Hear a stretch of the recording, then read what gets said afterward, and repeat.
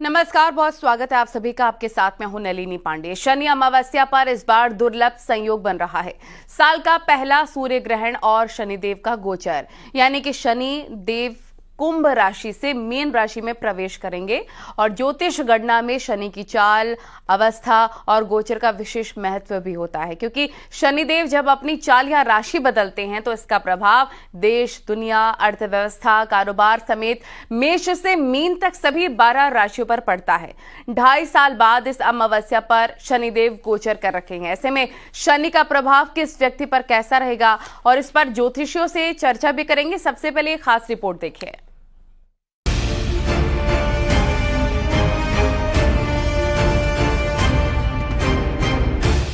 वैदिक पंचांग के अनुसार इस चैत्र महीने की अमावस्या पर बहुत ही दुर्लभ संयोग बनने जा रहा है।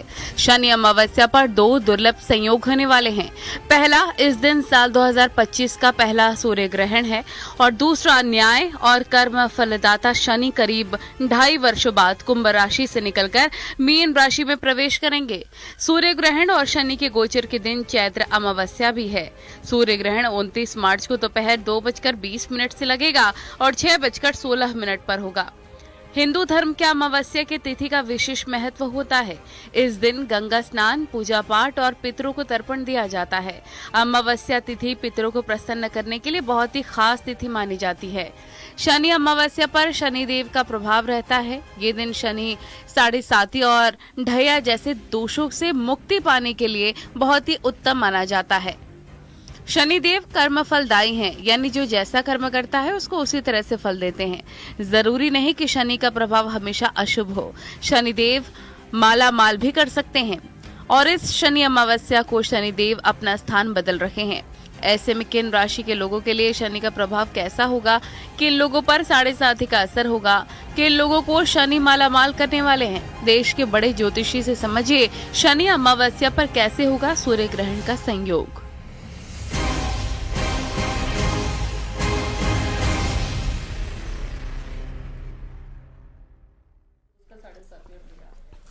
तो देखिए, इसी पर बातचीत करने के लिए तमाम ज्योतिष आचार्य हमारे साथ जुड़े हैं। सबसे पहले आपका परिचय करवा देती हूँ। पारुल चौधरी जी हमारे साथ स्टूडियो में मौजूद हैं, आपका बहुत बहुत स्वागत है।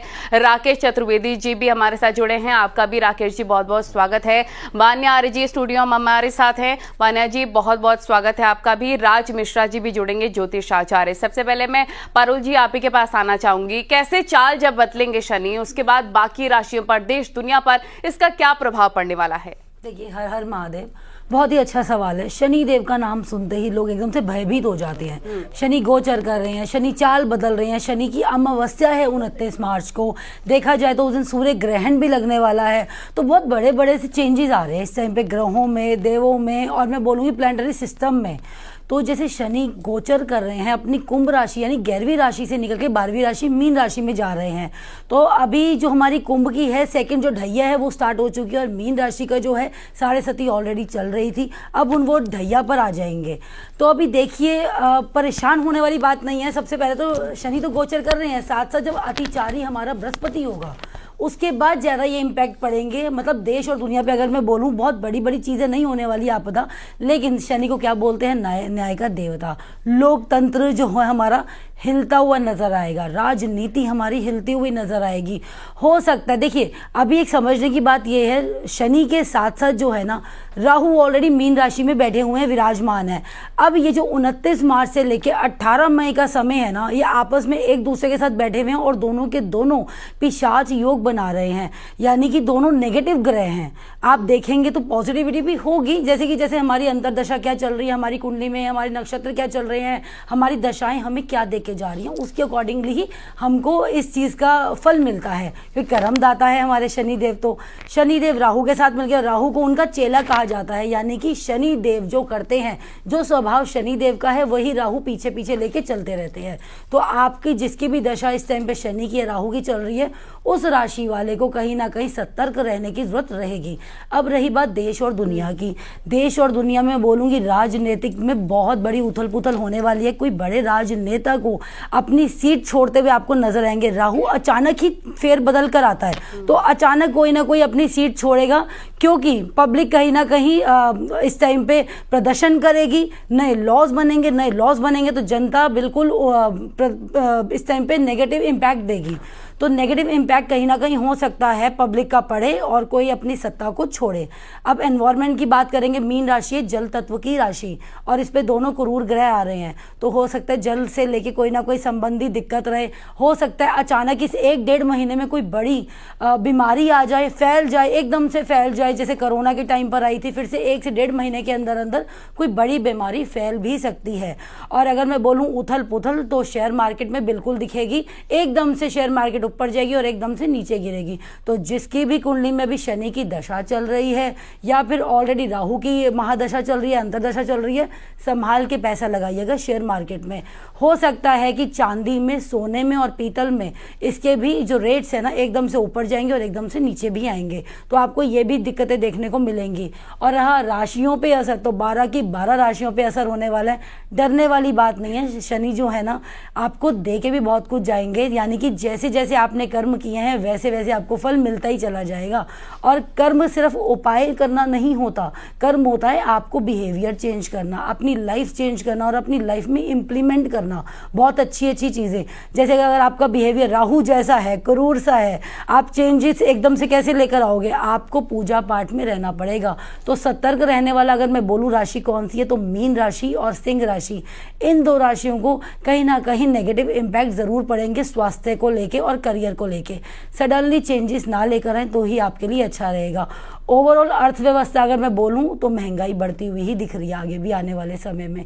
तो 18 मई तक अभी मैं बोलूं शांत रहने का टाइम है, पूजा पाठ करने का टाइम है, और ज़्यादा बदलाव ना लेकर आए अपने करियर में, अपनी पर्सनल लाइफ में, तो ही आपके लिए अच्छा रहेगा। अदरवाइज बाकी आपकी अपनी अपनी कुंडली है, हम आगे राशि के बारे में बात करेंगे तो आप जान पाएंगे कि किस राशि को क्या उपाय करना चाहिए और कैसे बचना चाहिए इन प्रभावों से। बिल्कुल, एक एक करके हर राशि की बात होगी, लेकिन वान्या आर्य जी, अगर मैं साइंटिफिकली बात करूं, साइंटिफिकली क्या इम्पैक्ट पड़ने वाला है 12 राशि पर, 7.5 पर को लेकर भी क्या असर रहने वाला है लोगों के जीवन पर?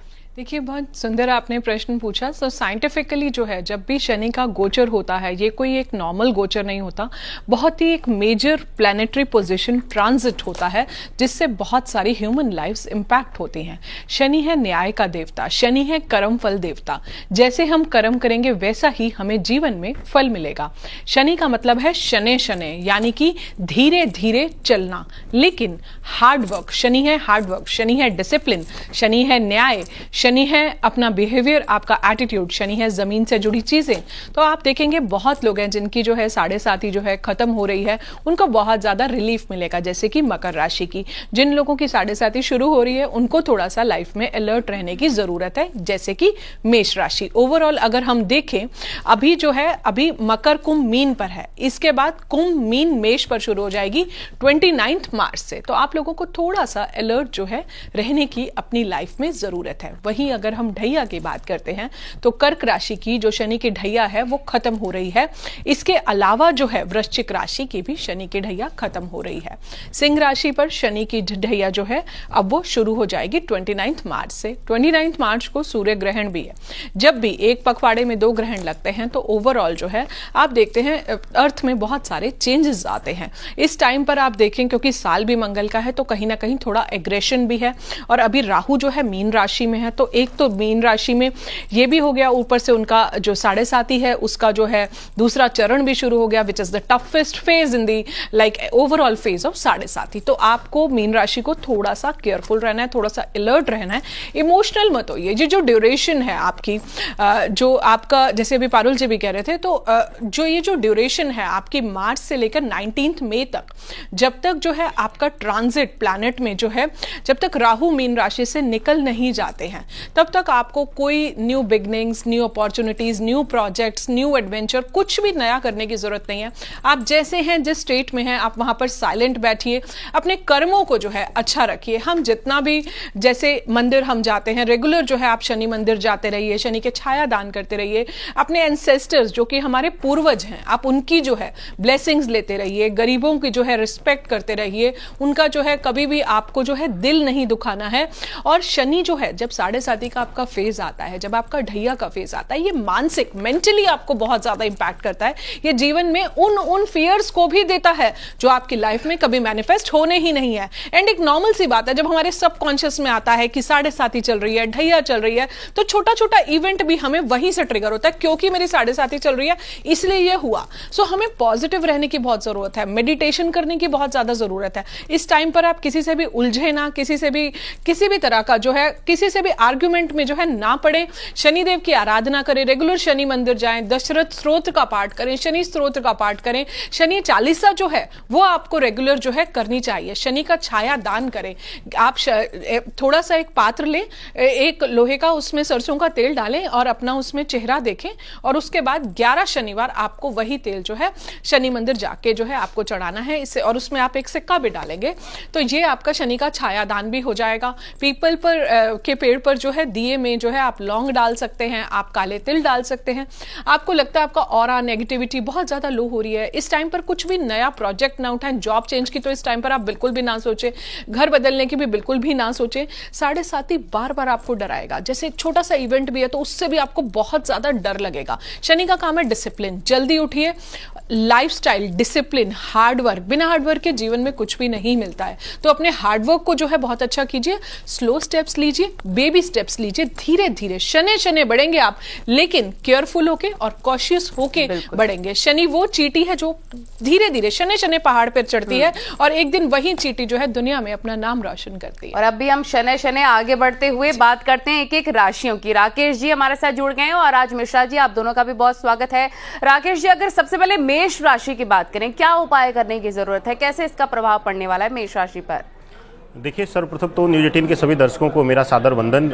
जो ये शनि का गोचर हो रहा है, इसको 2 हिस्सों में हमें विभाजित करके फिर आगे बढ़ना होगा, क्योंकि अगर आप देखेंगी 29 तारीख को जब शनिदेव गोचर करेंगे रात्रि बेला में, उस समय 6 ग्रह एक साथ मीन राशि में विराजमान रहेंगे और मेष का यह पंचम भाव है, यानी कि आप विशेष रूप से मेष का यह द्वादश भाव है, 12वां घर है। और यहाँ पर एक विशेष ध्यान देने वाली बात रहेगी कि इस दिन जो है संध्या बेला में ही हम ग्रहण से गुजर रहे होंगे, क्योंकि भारतवर्ष में दृश्य नहीं है तो सूतक इत्यादि मान्य नहीं है, लेकिन क्योंकि 12वें घर में पाप घर में 12वें घर में बैठ करके 6 ग्रह एक साथ विराजमान होकर मेष राशि वालों के लिए एक तो 7.5 के आरंभ का यहाँ पे एक बिगुल बजा रहे हैं, यानी कि अब 7.5 के प्रथम चरण में मेष राशि वाले प्रवेश कर जाएंगे। लेकिन इनको डरने की जरूरत नहीं है, क्यों? क्योंकि अभी तक इन पर तृतीय पाप दृष्टि थी। कहते हैं शनिदेव जहां विराजमान रहते हैं या 7.5 जिस राशि पर रहती है, उससे ज्यादा खतरनाक इनकी तृतीय पाप दृष्टि होती है, यानी तीसरी दृष्टि जो होती है इनकी जिस घर पर होती है उसको ज्यादा कष्ट मिलता है। तो अब तक यही कारण था कि जब तक यह कुंभ में विराजमान थे तो मेष राशि वाले किसी न किसी परेशानी से यह गुजरते रहे और परेशानियों ने इनका पीछा नहीं छोड़ा। अब मेष राशि वालों को कुछ हद तक मुक्ति मिलेगी, लेकिन व्यक्तिगत जीवन में, पर्सनल लाइफ में इनको थोड़ा सा संभल कर रहने की जरूरत रहेगी और खुद के स्वास्थ्य को लेकर के लापरवाही यह कतई भी ना बरते। और शनिदेव क्योंकि न्यायाधीश की भूमिका में रहते हैं, लोग कहते हैं कि शनिदेव से डरिए मत, डरिए मत। न्यायाधीश से आप डरेंगे नहीं तो अपने आप के अंदर सुधार नहीं पाएंगे। यही एक कारण है कि शनिदेव का जब भी ट्रांजिशन होता है, जब भी गोचर होता है, तो एक साथ वह 5 राशियों को प्रभावित करते हैं, 3 के ऊपर 7.5, 2 के ऊपर ढैया। तो इस लिहाज से देखा जाए तो अब आप 7.5 के चरण में हैं। अपने कर्मों के अनुसार आपको कुछ न कुछ फलित जरूर होगा, पिछले कर्मों का भी फल आपको मिलेगा। अगर किसी भी तरीके से व्यक्तिगत जीवन में परेशानी आ रही है तो आप विशेष रूप से जो है काले तिल का बहते हुए जल में, खास करके गंगा जल हो, गंगा नदी का किनारा हो, वहां पर जाइए, स्नान करिए और काले तिल जो है हाथ में लेकर के ओम शम शनिश्चराय नमः उसी जल में आप प्रवाहित कर दीजिए। इस प्रकार से आपको मुक्ति मिल जाएगी। और अगर आप आर्थिक रूप से परेशान हैं, कर्ज का भाव बढ़ रहा है, तो विशेष रूप से शिव आराधना करिए और शिवलिंग पर चंदन से अभिषेक करिए और साथ ही साथ शहद का जो है वह लेपन करना ना भूलिए। मेष राशि वालों के लिए यह अमृत समतुल्य वरदान प्राप्त करने का मौका रहेगा। राज मिश्रा जी भी हमारे साथ जुड़े हैं। राज जी, आपसे जानना चाहेंगे किन राशियों के लिए इस पर नेगेटिव इम्पैक्ट पड़ने वाला है। इससे पहले हम आगे वृषभ राशि की बात करें, लेकिन ओवरऑल अगर बात करें तो किन राशियों के लिए खतरनाक साबित हो सकता है, क्योंकि शनि देव से वैसे भी लोग डरते हैं। तेल चढ़ाना होगा, क्या उपाय करना होगा उस दिन के लिए, 29 मार्च के लिए? सबसे पहले किन राशियों के लिए, शनिदेव के लिए क्या उपाय करना होगा। शनिदेव स्वयं ये कहते हैं कि मैं दंड किस परिस्थिति में देता हूं। अगर मैं उपाय की बात करूं, उपाय करने से अच्छा है कि बचाव करके अपने आप का रखना। झूठ बोलना, किसी विकलांग व्यक्ति को सताना, माता पिता का असम्मान करना, झूठी गवाही इत्यादि देना, कमजोर व्यक्ति को पीड़ित करना, झूठे तरीके से या किसी को धोखा दे करके उसके धन इत्यादि को हरण करना। एक बात ध्यान रखिए, बड़ा सिंपल है। शनिदेव के स्वरूप को आप सब लोगों ने देखा होगा, काला स्वरूप है। अब आखिर शनिदेव का स्वरूप काला ही क्यों है भाई? क्योंकि भगवान शिव का तप जब शनिदेव कर रहे थे तो भगवान शिव ने उनको न्यायाधीश की भूमिका प्रदान की कि आप न्यायाधीश होंगे। अब न्यायाधीश के लिए क्योंकि नियम ही है कि काले वस्त्रों को न्यायाधीश, काला गाउन इत्यादि पहना जाता है। अभी जो पट्टी थी उसको हटा दिया गया, जो हमारी न्यायमूर्ति थी। उस परिस्थिति में नहीं तो पहले भी काली ही पट्टी उनकी आंखों पर बंधी हुई थी। तो इसलिए सबसे पहली आवश्यकता है, यदि आप शनि के दुष्प्रभाव से बचना चाहते हैं तो ऐसे कंडीशन में आप वो कार्य मत कीजिए जो न्यायपालिका जिसको बेहतर नहीं मानती हो। संवैधानिक प्रक्रिया में रह करके काम कीजिए। शनि आपको किसी प्रकार का नकारात्मक प्रभाव नहीं देते हैं। अन्यथा शनि ये स्पष्ट रूप से कहते हैं कि मेरा जो न्याय है वो चाहे राजा हो, चाहे रंक हो, चाहे छोटा हो, चाहे बड़ा हो, चाहे अपना हो, चाहे पराया हो। भगवान सूर्य से भी इस कारण से शनिदेव की नहीं बनती है कि जब भगवान सूर्य ने शनिदेव की माता छाया को त्यागने का विचार किया, छाया को प्रताड़ित करने का विचार किया, तो शनिदेव सबसे पहले उसका विरोध करते हैं और सूर्य को भी प्रताड़ित करने के लिए तैयार हो जाते हैं। आपने कहा कौन सी राशियों के लिए विशेष रूप से ऐसा रहने वाला है जो अच्छा नहीं है, उनको बता दीजिए। तो आपको एक बात बताता हूं, एक तो उस दिन पंचग्रही नहीं 6 ग्रही योग बन रहा है, चंद्रमा भी साथ में इन्वॉल्व होंगे। खास जो राशियां होंगी, स्पेशली उसमें कर्क राशि को अगर लेकर के देखा जाए तो एक अच्छा संयोग मैं नहीं कहूंगा। सिंह राशि को लेकर के देखा जाए तो मैं एक अच्छा संयोग उसमें नहीं कह सकता हूं। तुला राशि और वृश्चिक राशि, ये 4 राशियां, और हाँ मीन राशि, क्षमा चाहूंगा, वृश्चिक नहीं, तुला और मीन राशि। कर्क राशि, सिंह राशि, तुला राशि और मीन राशि, ये 4 राशियां स्पेशली है जहां की परिस्थिति अच्छी नहीं दिख रही है। अन्यथा अगर देखा जाए तो सभी राशियों में, मेष राशि में पूर्णतः राजयोग का निर्माण नहीं हो रहा है, बल्कि मेष राशि के लिए भी बहुत खराब इसको मैं नहीं कह सकता हूं। बेशक 7.5 का आरंभ हो रहा है, बट अगर मैं वृष राशि इत्यादि को देखूंगा तो डायरेक्टली राजयोग निर्माण हो रहा है। और राजयोग भी ऋषि पाराशर के अकॉर्डिंग जिस राजयोग की बात की गई है, ऋषि पाराशर ने कहा कि धर्माधिपति राजा मंत्री मंत्रोधिपा भवेत् उभय अन्नन संदिष्टो जात सचेती राजभाग, क्योंकि पंचम भाव का और 9वें भाव का आपसी संबंध बन जाए तो ऐसे परिस्थिति में राजयोग प्रदायक होता है। और अगर मैं इस समय को उठा करके देखता हूं तो क्योंकि पंचमेश वृष राशि के लिए बुध होते हैं, 9वेश 10वेश शनि होते हैं, शनि और बुध का आपस में संयोग बन रहा है, तो एक तरीके से राजयोग अपने आप निर्माण हो रहा है। साथ में लग्नेश शुक्र का भी संयोग बन रहा है। तो ये अपने आप में, चाहे वो वृष राशि के लिए देख लूं, चाहे मैं मिथुन राशि के लिए उठा करके देख लूं, मैं कन्या राशि के लिए देख लूं, तो इन राशियों के लिए स्पेशली एक राजयोग निर्माण कर रहा है। तो हां, कुछ राशियां हैं, तुला राशि है, मीन राशि है, कर्क राशि है, सिंह राशि है, इनके लिए जो ये स्पेशली संयोग बन रहा है वो बेहतर संयोग नहीं बन रहा है। दूसरा, अगर हम मेष राशि के लिए बात करें तो ना खराब कह सकते हैं और ना अच्छा कह सकते हैं। बिल्कुल, मैं आपके पास लौटूंगी और एक बार फिर से पारुल जी का रुख कर लेते हैं। वृषभ राशि के लिए कैसा संयोग बन रहा है 29 मार्च का? क्या फल देके जाने वाले हैं शनिदेव? ये भी कहा जाता है कि दंड के साथ साथ फल भी खूब देते हैं। बिल्कुल, माला माल भी शनि ही करके जाते हैं, ऐसी बात नहीं है। शनि की जो वृषभ राशि में इनका स्थान होता है 10वें भाव में, लेकिन अभी जब गोचर करके आएंगे तो 11वें भाव में आएंगे, जो कर्मों का इनका स्थान माना जाता है। जिस वजह से देखा जा रहा है वृषभ राशि के करियर में चेंजेस होते हुए दिखेंगे और बहुत ही अच्छे शुभ संकेत लेकर आने वाला है। मित्रों से इनकी बनते हुए दिख रही है, नए नए रिश्ते बनते हुए दिख रहे हैं और रिश्ते इस बार फायदा देके जाएंगे, ये भी दिख रहा है। यानी कि अगर आप किसी से एसोसिएशन में वर्क करते हैं तो आपको बहुत बेनिफिट होगा।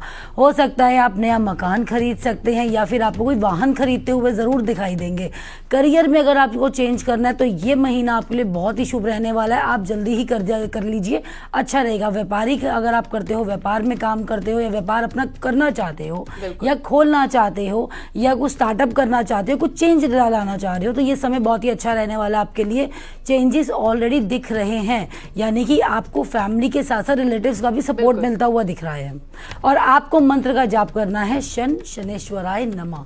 बिल्कुल, आपके पास लौटेंगे। वान्या जी का भी रुख कर लेते हैं। और कर्क और सिंह के लिए राशि के लिए कैसे रहने वाला है 29 मार्च? मिथुन और सिंह के लिए। मिथुन राशि की अगर हम बात करते हैं तो आपके लिए ये जो शनि का गोचर है ये लाभकारी जो है साबित होगा।